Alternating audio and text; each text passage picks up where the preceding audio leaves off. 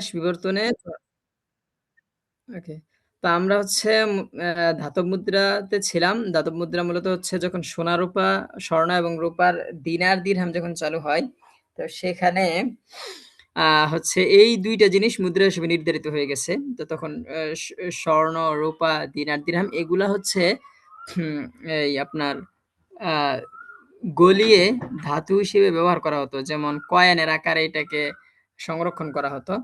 যেগুলা আমরা বিভিন্ন বর্তমানে বিভিন্ন সিরিজ ইত্যাদিতে দেখি বা বিভিন্ন ভিডিওতে ডকুমেন্টারিতে দেখি। তো এই দিনার দিরহামগুলোর আ সুবিধা কি? এটা মানি হিসেবে নির্ধারিত হয়ে যাওয়াতে আপনার এটা বহন করতে আগের যে সমস্ত মানি ছিল যেমন পণ্য মুদ্রা কিংবা পণ্য বিনিময় সিস্টেম সেগুলো থেকে সহজ ছিল।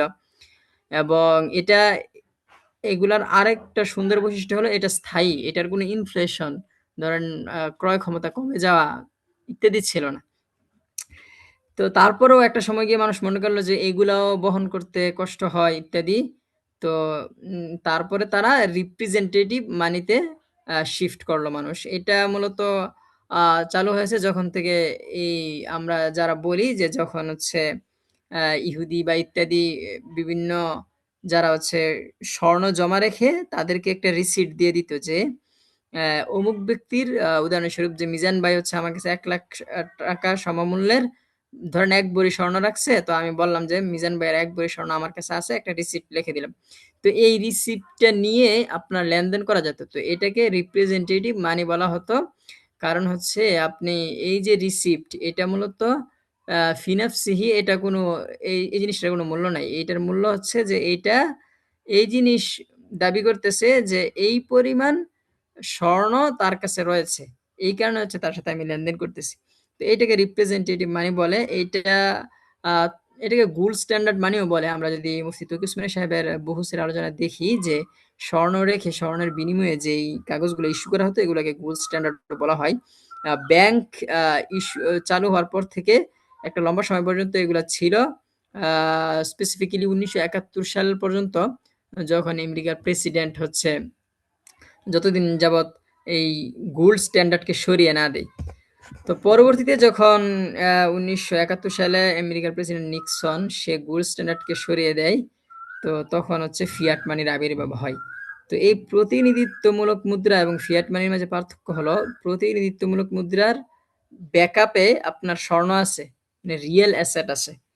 কিন্তু ফিয়াট মানির ব্যাকআপে আপনার রিয়েল অ্যাসেট নাই। বর্তমানে আমরা যে টাকা ব্যবহার করতেছি এটাকে ফিয়াট মানি বলা হয়। ফিয়াট মানির যদি আমরা সংক্ষিপ্ত পরিচয়ে চলে যাই, তো এখানে দেখতে পারি যে ফিয়াট মানি কি? ফিয়াট মানি মানে হলো সরকার কর্তৃক জারি করা একটি মুদ্রা যা আইনগতভাবে বিনিময়ের মাধ্যম হিসেবে স্বীকৃত কিন্তু এর কোনো ভৌত পণ্য যেমন সোনা বা রূপা দ্বারা সমর্থন নেই। এবং আমরা আবার বলতে পারি যে এর কোনো ভৌত মূল্য নেই। তো এটা হচ্ছে ফিয়াট মানি। তো আমরা বর্তমানে অনেক শুনি ফিয়াট মানি আপনি YouTube, ভিডিও, ডকুমেন্টারিতে তো অনেক শুনবেন ফিয়াট মানির কথা। তো এটা হচ্ছে সংক্ষিপ্ত এবং সহজভাবে ফিয়াট মানির সংজ্ঞা যেই টাকাটা সরকার ইস্যু করে কিন্তু এর ব্যাকআপে কোনো মূল্য নাই। জাস্ট সরকারের সমর্থন এটাই আছে। এবং মানুষ এটা গ্রহণ করে নিছে আইনতভাবে। কারণ আপনি দেখবেন টাকার মাঝে লিখা থাকে কি? যে চাহিবা মাত্রই ইহার বাহককে সমপরিমাণ অর্থ দিতে বাধ্য থাকিবে। এইটা। তো এইটাকে বলা হয় ফিয়াট মানি। তো এই ফিয়াট মানির মূল্যের ভিত্তিটা কি? এখানে বলা আছে দেখেন, বলা হচ্ছে এর মূল্য নির্ভর করে সরকারের বিশ্বাসযোগ্যতা, অর্থনৈতিক স্থিতিশীলতা এবং জনগণের আস্থার উপর। মানে সরকার কতটুকু বিশ্বাসযোগ্য। ধরেন যদি বর্তমানে বাংলাদেশ তো আমরা একটা ইউনিফর্ম সরকার মানে একই সরকারের অধীনে বাস করি। যদি এমন হতো লিবিয়া বা ইত্যাদি রাষ্ট্রে অনেক রাষ্ট্র আছে যেখানে হচ্ছে এক সরকার না। ধরেন লিবিয়ার এক সাইডে এক সরকার, আরেক সাইডে আরেক সরকার। তো ঐরকম যদি কোনো একটা রাষ্ট্র হয় যেখানে অনেক সরকার আছে, তো এইখানে হচ্ছে সরকারের বিশ্বাসযোগ্যতা নাই। আমি কোন সরকারকে বিশ্বাস করব? তখন আসলে এই মূল্যটা কাজ করা কঠিন। এবং আরেকটা ভিত্তি হলো অর্থনৈতিক স্থিতিশীলতা। মানে এখানে অর্থনৈতিক স্থিতিশীলতা লাগবে। যেমন উদাহরণস্বরূপ অর্থনৈতিক স্থিতিশীলতা বলতে কি বুঝি? যে আমার দেশে ৳১ মূল্য আজকে যত আছে যেমন আমি ৳১ দিয়ে একটা চকোলেট কিনতে পারতেছি।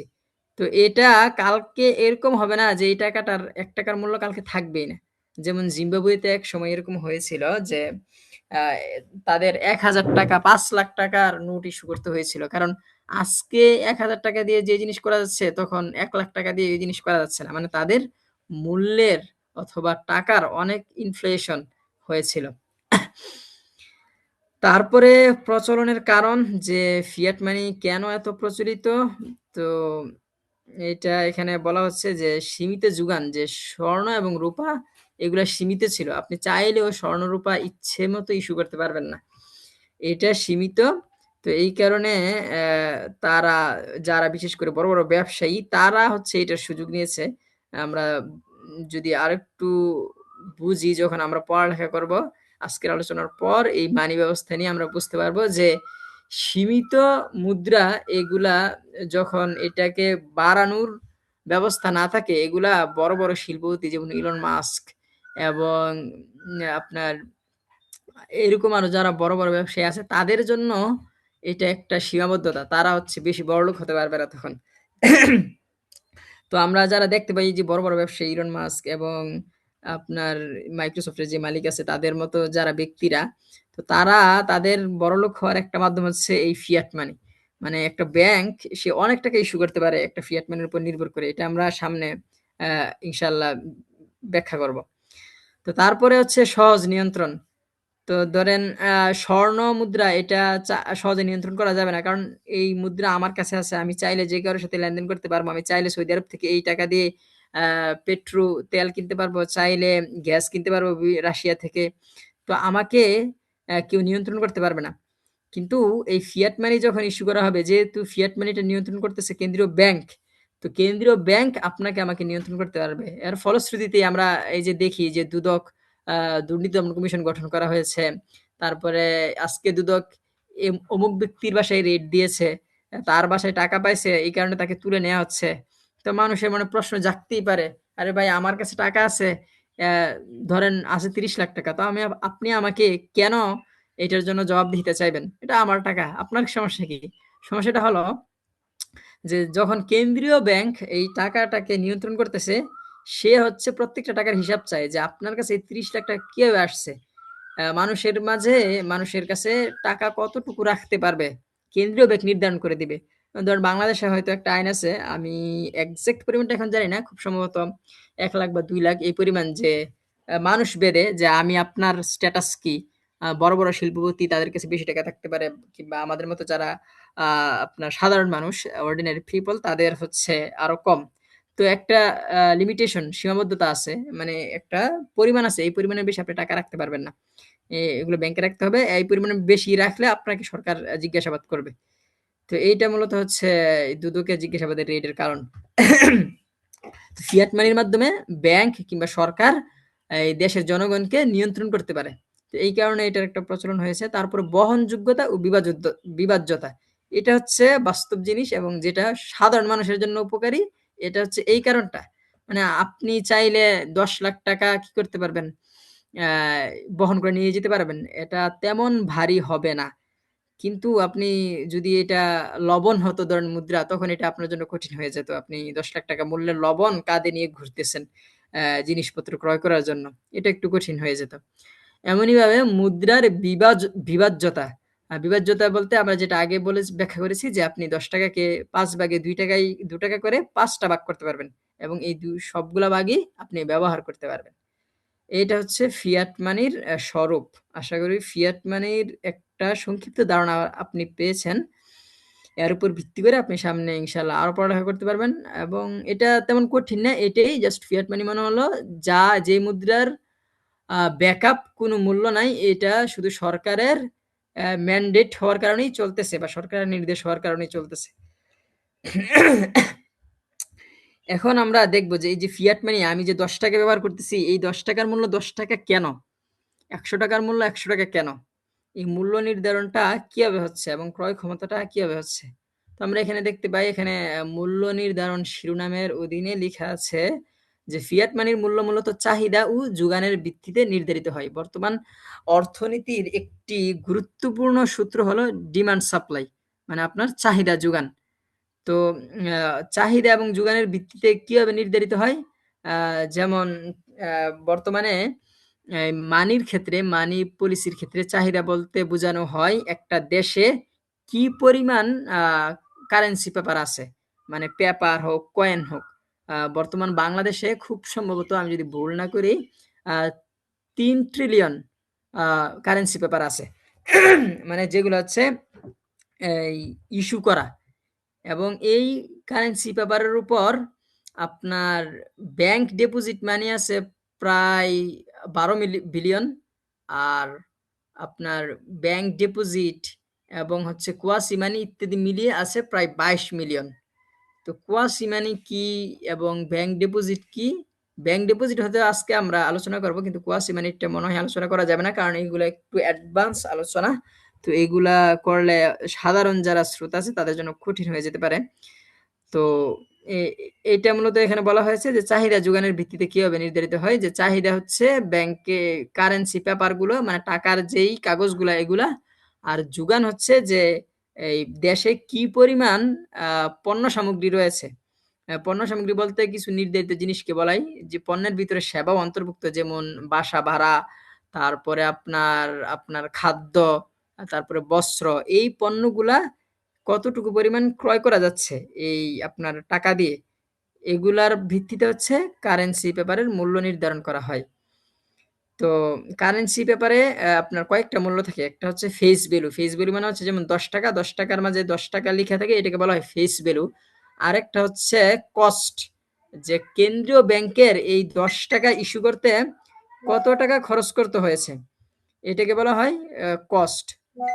হয়তোবা আপনার কেন্দ্রীয় ব্যাংকের, ধরেন আমাদের 1 লাখ টাকা ইস্যু করতে খরচ হয়েছে মাত্র 10 পয়সা, তো এটা হচ্ছে তার কস্ট ভ্যালু। এটা আমাদের সামনে আসে না, এটা যারা হচ্ছে কেন্দ্রীয় ব্যাংকের হিসাব নিকাশ করে, ব্যালেন্স শিট যারা তৈরি করে, যারা অ্যাকাউন্টেন্ট ওইখানের, তাদের হিসাবে এগুলো আসে।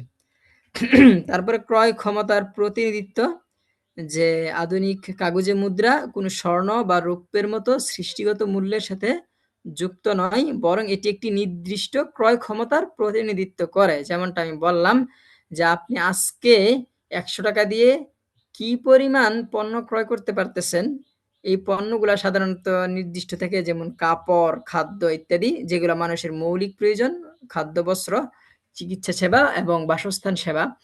এইগুলা মানুষ কি পরিমাণ পূরণ করতে পারতেছে, এর উপর ভিত্তি করে এই মুদ্রার মান নির্ধারিত হয়। যেমন আপনি যদি আজকে 100 টাকা দিয়ে 10 কেজি চাল কিনতে পারেন, এবং 2 মাস পরে আপনি 100 টাকা দিয়ে শুধুমাত্র 5 কেজি চাল কিনতে পারতেছেন, তার মানে এই আমাদের টাকার ক্রয় ক্ষমতা 50%, 50% কমে গেছে। ঠিক আছে? এটা আর যদি আপনি আর চেয়ে বেশি করতে পারেন, মানে আমাদের টাকার ক্রয় ক্ষমতা বেড়ে গেছে। ধরেন আজকের দিনে আমি 100 টাকা দিয়ে চাল ক্রয় করতে পারতেছি 10 কেজি, এবং 2 মাস পরে আমি 100 টাকা দিয়ে চাল ক্রয় করতে পারতেছি 20 কেজি। তাহলে এই 2 মাস পরে বাংলাদেশ টাকার মূল্য হচ্ছে বেড়ে গেছে। সাধারণত বাংলাদেশ টাকার মূল্য বাড়ে না, বাংলাদেশ টাকার মূল্য কমেই। আর যদি কমে যায় এটাকে বলা হয় আপনার ইনফ্লেশন, মানে মুদ্রাস্ফীতি। এটা আমরা সামনে আলোচনা করব। আর মূল্যের পরিবর্তন কিভাবে হয়, যে যখন বাজারে পণ্যের মূল্য বৃদ্ধি পায় তখন মুদ্রার ক্রয় ক্ষমতা কমে যায়, বিপরীতে পণ্যের মূল্য কমলে ক্রয় ক্ষমতা বেড়ে যায়। তো এই যে ক্রয় ক্ষমতা কমে যাওয়া, এটাকে বলা হয় মুদ্রাস্ফীতি, ইংলিশে বলা হয় ইনফ্লেশন। আর ক্রয় ক্ষমতা বেড়ে যাওয়া, এটাকে বলা হয় মুদ্রা সংকোচন, ইংলিশে বলা হয় ডিফ্লেশন। ঠিক আছে? তাইলে এখানে আমরা আরেকটা স্লাইডে নিয়ে এসেছি সংক্ষিপ্তভাবে, যে মুদ্রাস্ফীতি মানে হলো এমন একটি অবস্থা যেখানে নগদ অর্থের পরিমাণ পণ্য ও সেবার তুলনায় বেশি হয়ে যায়, ফলে পণ্য ও সেবার সামগ্রিক মূল্য বৃদ্ধি ঘটে। নগদ অর্থের পরিমাণ কিভাবে বেশি ঘটে, যেমন ধরেন বাংলাদেশে নির্বাচন হয়েছে, তো নির্বাচন উপলক্ষে ব্যাংক হচ্ছে ধরেন প্রায় কোটি কোটি টাকা ইস্যু করছে। তো এই যে টাকা ইস্যু করছে, টাকা ইস্যু করার একটা স্ট্যান্ডার্ড আছে। মানে বাংলাদেশ ব্যাংক কি চাইলেই আপনার ধরেন টাকা ছাপিয়ে একদম দেশ ভরে ফেলতে পারবে? না।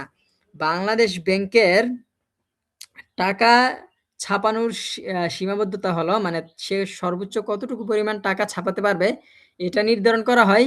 বাংলাদেশের একটা ওভারঅল জিডিপি আছে, অর্থাৎ বাংলাদেশে কি পরিমাণ অর্থের প্রবৃদ্ধি রয়েছে, বাংলায় বলা হয় অর্থের প্রবৃদ্ধি। তো এইটাকে বিদেশে হচ্ছে, বা যেগুলোকে আমরা বলি বিশ্বব্যাংক, এটাকে মূলত আইএমএফ। তো আইএমএফ এর ওরা এটাকে আপনার নির্ধারণ করে যে বাংলাদেশে এখন কি পরিমাণ মূল্য রয়েছে তাদের অর্থের, তাদের কি পরিমাণ ডলার রিজার্ভ রয়েছে। তো এগুলা আইএমএফ নির্ধারণ করে একটি নির্দিষ্ট উপায়ে। তো ওই ফর্মুলাটা একটু জটিল। এখন বললে এটা আরো অনেকের জন্য কঠিন হয়ে যাবে। তো জাস্ট এতটুকু জেনে রাখেন যে আইএমএফ সে হচ্ছে নির্ধারণ করে যে একটা দেশে কি পরিমাণ অর্থ রয়েছে, কি পরিমাণ তাদের বাইরের দেশের কাছে তাদের অর্থনৈতিক মূল্য রয়েছে। তো এর উপর ভিত্তি করে তারা একটা ক্যালকুলেশন করে যে এতটুকু পরিমাণ হচ্ছে তাদের মূল্য রয়েছে। ধরেন উদাহরণস্বরূপ বাংলাদেশের বর্তমানে অর্থের প্রবৃদ্ধি হলো ধরেন ৩ ট্রিলিয়ন। তো বাংলাদেশ হচ্ছে ৩ ট্রিলিয়ন মুদ্রা ছাপাতে পারবে। তো যখন এই পরিমাণ ছাপালে আপনার মুদ্রাস্ফীতি হবে না, মানে আপনার টাকার মান কমবে না। কিন্তু বাংলাদেশ ব্যাংক যদি এই ৩ ট্রিলিয়ন ডলারের উপরে তারা যদি ৫ ট্রিলিয়ন ডলার আপনার ছাপায়, তাহলে তাদের মুদ্রার মান কমে যাবে। কত পরিমাণ কমবে? প্রায় আপনার ৪০% কমে যাবে। যদি ৬ ট্রিলিয়ন ছাপাই তাহলে প্রায় ১০০%ই কমে যাবে। তো এরকম হয়। তো এইভাবে মূলত ইনফ্লেশনটা নির্ধারণ করা হয় যে দেশের নগদ অর্থের পরিমাণ কত এবং এই নগদ অর্থের বিনিময়ে সে কতটুকু পরিমাণ পণ্য ও সেবা ক্রয় করতে পারতেছে। তো এইভাবে হচ্ছে ইনফ্লেশন হয়। আর ডিফ্লেশনটা এর বিপরীত, মানে যদি আপনার নগদ অর্থের পরিমাণের চেয়ে পণ্য সেবা বেশি হয়ে যায়, তখন আপনার নগদ অর্থের দাম বেড়ে যায়। এখানে যদি আমরা একটা উদাহরণ দিই যে মুদ্রাস্ফীতির ফলে ১০০ টাকার ক্রয় ক্ষমতা ৫০% কমে গেলে অর্থনীতির ভাষায় বলা হবে ১০০ টাকার মূল্য ৫০% হ্রাস পেয়েছে। তারপরে আমরা বর্তমানে প্রবেশ করছি একটি গুরুত্বপূর্ণ ইনস্ট্রুমেন্ট এবং অধ্যায়ে, এটা হচ্ছে মানি ক্রিয়েশন এবং কেন্দ্রীয় ব্যাংকের ভূমিকা। যে একটা দেশে কে হচ্ছে মানি ক্রিয়েশন করতে পারে এবং কিভাবে মানি ক্রিয়েশন হয়। এট ফার্স্ট প্রথমে একটা দেশে আমরা যেমনটা পূর্বে আলোচনা করেছি যে একটা দেশে কেন্দ্রীয় ব্যাংক হচ্ছে সে টাকা ইস্যু করে, যে এখানে আমরা দেখতে পাচ্ছি বলা হচ্ছে নোট ইস্যু। দেশের একমাত্র নোট ইস্যুকারী কর্তৃপক্ষ হলো কেন্দ্রীয় ব্যাংক। মুদ্রানীতি প্রণয়ন এবং এই কেন্দ্রীয় ব্যাংক দেশের অর্থনীতি সচল রাখার জন্য তারা একটি মুদ্রানীতি প্রণয়ন করে, যেগুলো সাধারণত কেন্দ্রীয় ব্যাংকে থাকার কথা তাদের ওয়েবসাইটে। এবং এই কেন্দ্রীয় ব্যাংক সর্বদাই ব্যাংকিং যে ইন্ডাস্ট্রিগুলো রয়েছে তাদের কার্যক্রমগুলা নিয়ন্ত্রণ করে। এটা হচ্ছে কেন্দ্রীয় ব্যাংকের কাজ মানি ক্রিয়েশনের ক্ষেত্রে। তারপরে আমাদের আরেকটি গুরুত্বপূর্ণ আলোচনা হলো ফ্র্যাকশনাল রিজার্ভ ব্যাংকিং। তো ফ্র্যাকশনাল রিজার্ভ ব্যাংকিংটা হচ্ছে একটু আমাদেরকে বুঝতে হবে। ফ্র্যাকশনাল মানে হচ্ছে ভাঙ্গা, কোনো জিনিসকে ভেঙে ফেলা। কোনো জিনিসকে ভেঙে ফেলাকে বলা হয় ফ্র্যাকশনাল। তো এটাকে ফ্র্যাকশনাল রিজার্ভ ব্যাংকিং কে বলা হচ্ছে যে ধরেন বাংলাদেশ যে ব্যাংকগুলো রয়েছে, ধরেন ইসলামিক ব্যাংক, আপনি যখন ইসলামিক ব্যাংকে ১০০ টাকা ডিপোজিট রাখলেন, মানে আপনি আপনার ১০০ টাকা ব্যাংকের কাছে জমা দিলেন, এই ব্যাংক এই ১০০ টাকার উপর ভিত্তি করে প্রায় আরো ৯০০ টাকা তৈরি করতে পারবে। তো এই ৯০০ টাকা যে সে তৈরি করতেছে, এটা কিন্তু আপনার কাগজে মুদ্রায় নাই, মানে এই ৯০০ টাকার বিপরীতে তার কাছে পেপার নাই, নোট নাই, কিন্তু এটা শুধু জাস্ট ডিজিটে দেখাচ্ছে ব্যাংকের যেই অ্যাকাউন্ট ডিজিট গুলা রয়েছে ওইখানে। তো এইটাকে বলা হয় ফ্র্যাকশনাল রিজার্ভ ব্যাংকিং। এইটাকে আমরা আরো সুন্দরভাবে বিশ্লেষণ করবো আমাদের পরবর্তী স্লাইডে। এখানে একটা টুল রয়েছে যে মানি মাল্টিপ্লায়ার। তো মানি মাল্টিপ্লায়ার মূলত হচ্ছে যেই প্রক্রিয়ার মাধ্যমে বাজারে নতুন অর্থের সৃষ্টি হয়, এটাকে মানি মাল্টিপ্লায়ার বলে। তো এই প্রক্রিয়াটা মূলত ফ্র্যাকশনাল রিজার্ভ ব্যাংকিং এর সাথেই যুক্ত। আমরা যদি আমাদের পরবর্তী স্লাইডে যাই, এখানে দেখতে পাই যে ব্যাংক কিভাবে অস্তিত্বহীন টাকা তৈরি করে, how banks create non existent money. তো আমরা একটি উদাহরণে চলে যাই যে আমাদের আইবিবিএল ইসলামিক ব্যাংক, এখানে আমি ১০০ টাকা ডিপোজিট রাখলাম, ১০০ টাকা জমা দিলাম। তো ব্যাংক এই আইবিবিএল বা বাংলাদেশের যতগুলা ব্যাংক আছে সবগুলা ব্যাংকের জন্য কেন্দ্রীয় ব্যাংক একটা রুল জারি করেছে যে যখনই তোমার কাছে কেউ ১০০ টাকা বা যত পরিমাণ টাকায় জমা রাখবে, তার নির্দিষ্ট একটা পরিমাণ তুমি আমার কাছে কারেন্ট অ্যাকাউন্টে জমা রাখতে হবে। এটাকে বলা হয় সিআরআর। তো এই সিআরআরটা জমা রাখার পরে বাকি টাকা তুমি হচ্ছে কি করতে পারবে? এই অন্যদেরকে লোন দিতে পারবে। তো এখন ধরেন একটা গ্রাম, যে গ্রামের নাম হচ্ছে উদাহরণস্বরূপ মধুপুর। তো সেখানে শুধুমাত্র ১০০ টাকাই আছে আমার কাছে, এবং আমাদের গ্রামে ৫ জন লোক আছে। আমাদের গ্রামে একটা ব্যাংক আছে। তো এই ব্যাংকে গিয়ে আমি ১০০ টাকা কি করলাম? জমা রাখলাম। তো ব্যাংক ১০০ টাকা রাখলো, এবং ১০০ টাকা যে জমা রাখলাম, এই ১০০ টাকা তো আমার এখন দরকার লাগতেছে না। আমি শুধু ব্যাংক থেকে ১০ টাকা নিয়ে আসলাম, যে এই ১০ টাকা দিয়ে আমি হচ্ছে কিছু কাজবাজ করব। তো এখন ব্যাংক কি করবে? ব্যাংকের সিআরআর পার্সেন্ট ধরেন ১০%। তো সে হচ্ছে ১০%, ১০ টাকা সে নিজের কাছে বা কেন্দ্রীয় ব্যাংকের কাছে জমা রাখবে। এরপরে তার কাছে থাকে আরো কত টাকা? ৮০ টাকা। কারণ সে কেন্দ্রীয় ব্যাংকের কাছে জমা রাখছে ১০ টাকা, এবং আমি অ্যাজ এ ডিপোজিটর আমি হচ্ছে ১০ টাকা উঠিয়ে নিয়ে এসেছি। তাহলে ২০ টাকা গেল। তারপরে কেন্দ্রীয় ব্যাংকের কাছে আছে আরো ৮০ টাকা। ঠিক আছে? তো এই ৮০ টাকা কেন্দ্রীয় ব্যাংক কি করতে পারে? অন্যদের কাছে লোন দিতে পারে। যেমন আমাদের এখানে আমি বললাম যে ৫ জন লোক আছে। তো আরেকজন লোক গিয়ে ধরেন তার নাম মিজান। মিজান ভাই গিয়ে ব্যাংকের কাছে গেল যে আমাকে কি করেন? আপনি ২০ টাকা বা ধরেন ৬০ টাকা লোন দেন। তো সে মিজান ভাইকে ৬০ টাকা লোন দিল। তো কি ব্যাংক মানুষকে লোন দেয় কিভাবে? যখনই আপনি ব্যাংকের কাছে যাবেন, আপনি সেখানে একটা অ্যাকাউন্ট খুলতে হবে। তো মিজান ভাই একটা অ্যাকাউন্ট খুলছে, মিজান নাম দিয়ে একটা অ্যাকাউন্ট খোলা হলো। তার অ্যাকাউন্টে ৬০ টাকা লেখা হলো। এই যে লেখা, এই লেখার মাধ্যমেই মানিটা তৈরি হচ্ছে। তো এখন দেখেন, মিজান ভাইকে যখন ৬০ টাকা দেওয়া হলো, তো মিজান ভাই কি ভাবতেছে? যে মিজান ভাই হচ্ছে ৬০ টাকার মালিক। এবং আমি আরিফুল ইসলাম যখন হচ্ছে ব্যাংকে ১০০ টাকা রাখলাম, তো আমি কি ভাবতেছি? যে আমি হচ্ছে ১০০ টাকার মালিক। তো মিজান ভাই ভাবতেছে মিজান ভাই ৬০ টাকার মালিক, আমি হচ্ছে ভাবতেছি আমি ১০০ টাকার মালিক। তো মূল মোট কত টাকা হলো? ১৬০ টাকা। কিন্তু মূলত টাকা ছিল কত? ১০০ টাকা। মানে একটা ১০০ টাকার নোট ছিল একটা। এই ১০০ টাকা থেকে যে অতিরিক্ত ৬০ টাকা তৈরি করা হলো, এটাকে বলা হয় ফ্র্যাকশনাল রিজার্ভ ব্যাংকিং। এই যে টাকা তৈরিটা, এটার চেইন অনেক লম্বা হয়। ধরেন মিজান ভাই আবার তো পুরো ৬০ টাকা নিয়ে আসবে না। সে ব্যাংকের কাছ থেকে ধরেন সর্বোচ্চ ২০ টাকা নিয়ে আসলো, আর ৪০ টাকা রেখে আসলো। তো ব্যাংক আবার এই ৪০ টাকা থেকে ৩০ টাকা আরেকজনকে লোন দিতে পারবে। তো এর মাধ্যমে আরেকজন ভাবতেছে তার কাছে আছে ৩০ টাকা। মিজান ভাই ভাবতেছে তার কাছে আছে ৬০ টাকা, আমি ভাবতেছি আমার কাছে আছে ১০০ টাকা। মূলত হলো ১৯০ টাকা। তো আমাদের এই সমাজে চালু আছে ১৯০ টাকা, কিন্তু বাস্তবে অস্তিত্ব যে টাকাটার আছে এটা মাত্র ১০০ টাকা। আর এর উপরে যে ৯০ টাকা আছে এটা হচ্ছে অস্তিত্বহীন। এটা শুধু ব্যাংকের যে খাতায় লিখাই আছে, কিন্তু এটার বিপরীতে কি নাই? লিকুইডিটি নাই। এটাকে বলা হয় ফ্র্যাকশনাল রিজার্ভ ব্যাংকিং। আশা করি আমি এটাকে বোঝাতে পেরেছি।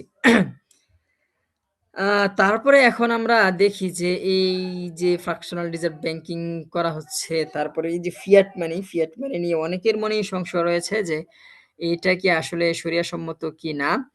তো আমরা এখানে ২ টা অভিমত নিয়ে এসেছি। বর্তমানে প্রায় আমাদের ইসলামিক অঙ্গনের সকল ফকিহগণ এই বিষয়ে একমত। আমি জাস্ট উদাহরণস্বরূপ ২ টা মতামত নিয়ে এসেছি। একটা হলো ইসলামিক ফিক একাডেমি। তারা হলো আরব বিশ্বের একটি বিখ্যাত ফিক একাডেমি। যারা হচ্ছে ফিক নিয়ে গবেষণা করেন। বিশেষ করে তারা মানুষের বর্তমান অধিক প্রয়োজনীয় জিনিসের উপর তারা হচ্ছে ফতোয়া ইস্যু করেন। এই যে এখানে যে রেজুলেশন বলা হয়েছে, এগুলো হচ্ছে মূলত একেকটা ফতোয়া। তো উনারা দেখেন, এখানে উনারা বলতেছেন যে কাগজে মুদ্রা বর্তমানে স্বতন্ত্র এক ধরনের ইন্ডিপেন্ডেন্ট কারেন্সি, একটি স্বাধীন মুদ্রা হিসেবে গণ্য হবে। ফল স্বাধীন মুদ্রা হিসেবে গণ্য হবে মানে এটা সোনা রূপা আগে যেমন মুদ্রা ছিল তেমন ভাবে গণ্য হবে, এবং ফলশ্রুতিতে স্বর্ণ এবং রূপার উপর আগে কারেন্সি হিসেবে যে বিধানগুলা ছিল, যেমন স্বর্ণ রূপার উপর আগে জাকাত আসতো এজ এ কারেন্সি, ঠিক তদ্রুপ ভাবে বর্তমানে যে ফিয়াট মানি আছে বা কাগজে মুদ্রা আছে, তার উপরেও আপনার কি আসবে? জাকাত আসবে। এমনই ভাবে স্বর্ণ রূপার উপর যেমন ভাবে রিবা সুদের বিধান আরোপিত হতো, যদি আপনি স্বর্ণকে স্বর্ণের মোকাবেলায় ক্রয় বিক্রয় করেন, কিংবা রূপাকে রূপার মোকাবেলায় কিংবা রূপাকে স্বর্ণর মোকাবেলায় ক্রয় বিক্রি করেন, যেমন ভাবে সুদের বিধান আরোপিত হতো কম বেশি করলে, এরকম ভাবে এই বর্তমান ফিয়াট মানি বা কাগজে মুদ্রার ক্ষেত্রেও একই বিধান আরোপিত হবে।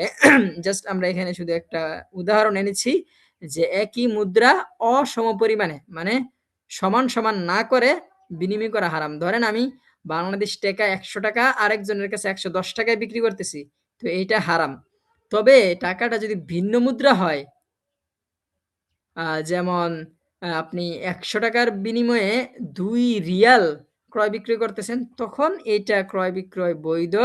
তবে শর্ত হলো এটা তৎক্ষণাৎ কব্জ করতে হবে। মানে আমি যে ২ রিয়াল নিবো ১০০ টাকার বিনিময়ে এবং আমার বিপরীত পক্ষ যে আমার কাছ থেকে ১০০ টাকা নিবে ২ রিয়ালের বিনিময়, আমাদের উভয়ের কব্জটা, টাকার দখলটা তাৎক্ষণিক হতে হবে। এটাকে বিলম্ব করা যাবে না। কারণ তখন এটা রিবান নাসার অন্তর্ভুক্ত হয়ে যাবে। এমনি মুফতি মোহাম্মদ তকি উসমানী আমাদের অত্র অঞ্চলের একজন বিখ্যাত মুফতি এবং ইসলামী অর্থনীতিবিদ। তিনি তার অসংখ্য রচনা রয়েছে, যেমনটা আমি পূর্বে বলছি, একটি বইয়ের নাম বুহুস ফি কদায়া ফিকহিয়া মুআসারা, এমনিভাবে ফিকুল বুয়ুর, এবং উর্দু, আরবি, ইংলিশে তার অসংখ্য রচনা রয়েছে। সেগুলোতে উনি সব জায়গায় ফিয়াট মানিকে সামান হিসেবে, মূল্য হিসেবে গণ্য করেছেন এবং বিনিময়ের মাধ্যম হিসেবে এটাকে শরিয়া সম্মতি হিসেবে ব্যক্ত করেছেন। তো এই ছিল আমাদের আজকের সংক্ষিপ্ত ফিয়াট মানি এবং ইসলামী দৃষ্টিভঙ্গি নিয়ে আলোচনা। এখন আরেকটা আলোচনা থেকে যায়, বর্তমানে ইন্ডাস্ট্রিতে এটার একটা জোরালো ডিসকাশন রয়েছে যে এই ফিয়াট মানি কি স্টেবল, এটা কি স্থির? তো এটা নিয়ে মূলত অনেকগুলাই দৃষ্টিভঙ্গি রয়েছে। বিশেষ করে যারা কনভেনশনাল অর্থনীতিবিদ, তারা তাদের মতে যদিও ফিয়াট মানিতে আপনার কি হচ্ছে, ইনফ্লেশন ডিফ্লেশন হচ্ছে, তবে যেহেতু মানুষের একটা স্বভাব রয়েছে, সে সব টাকা একসাথে খরচ করে না, তার কিছু টাকা জমিয়ে রাখে।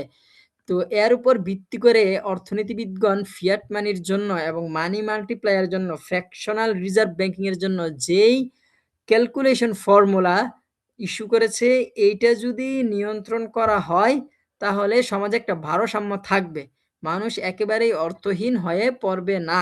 এটা হচ্ছে তাদের ভাষ্য। বিপরীতে আমাদের সমাজে আরো কিছু অভিজ্ঞ ব্যক্তিগণ রয়েছেন, এবং বিশেষ করে ইসলামিক দৃষ্টিভঙ্গি থেকে ওনাদের মতে যে এইটা ফিয়াট মানি তেমন স্থির না, এটা স্টেবল না, এটা ক্রমেই আপনার কি করতে থাকবে, ইনফ্লেশন, মুদ্রাস্ফীতি হতেই থাকবে।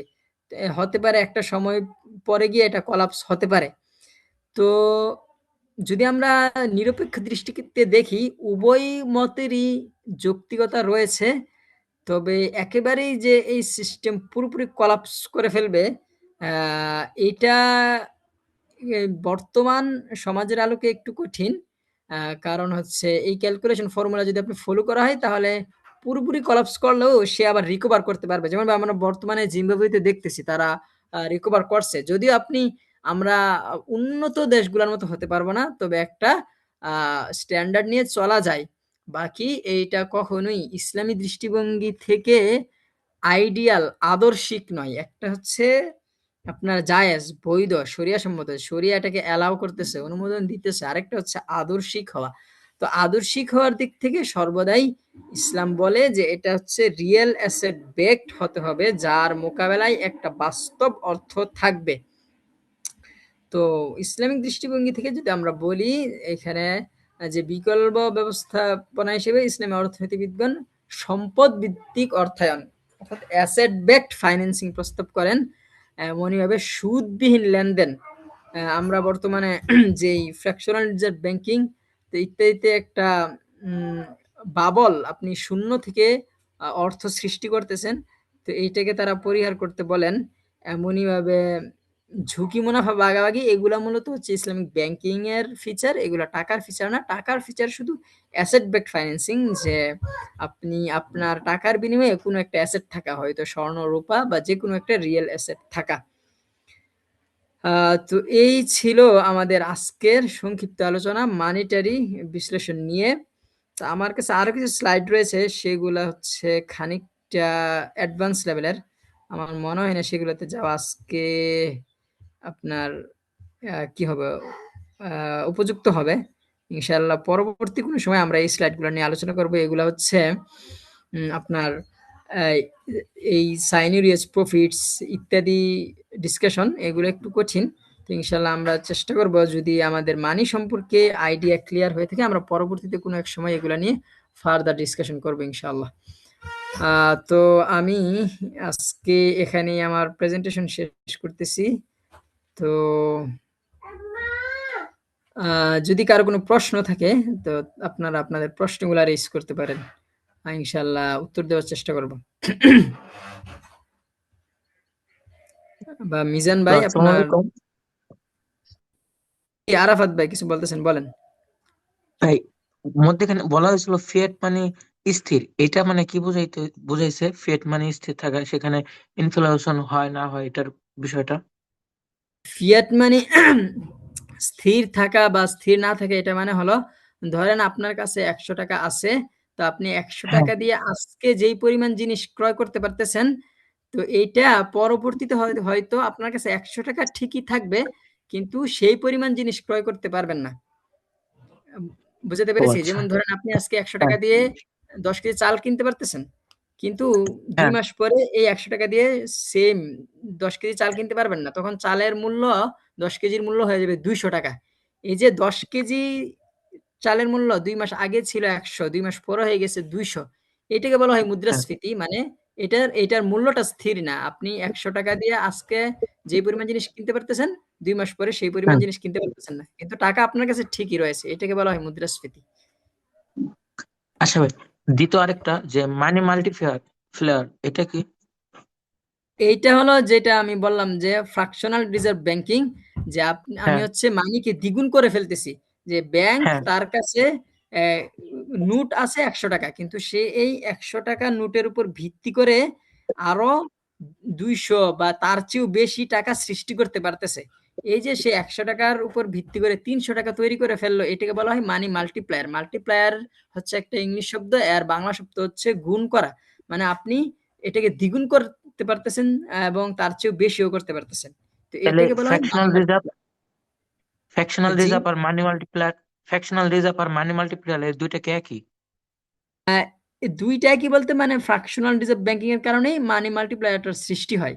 এটা ও আচ্ছা খানিকটা আচ্ছা আচ্ছা। কানেক্টেড।